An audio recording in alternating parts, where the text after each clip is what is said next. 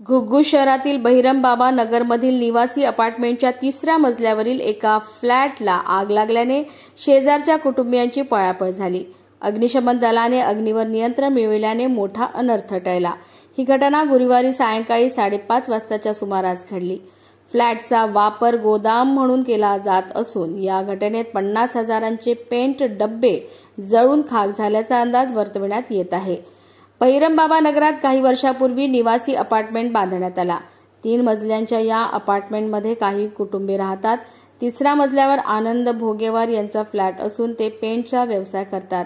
या फ्लॅटमध्ये कुटुंब राहत नाही. त्यामुळे भोगेवार हे आपल्या फ्लॅटमध्ये न राहता पेंट डब्बे व अन्य साहित्य ठेवून गोदाम म्हणून वापर करीत आहेत.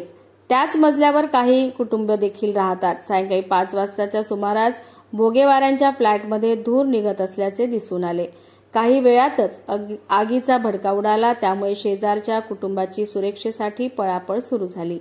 नागरिकांनी तातडीने पोलीस व अग्निशमन पथकाला माहिती दिली.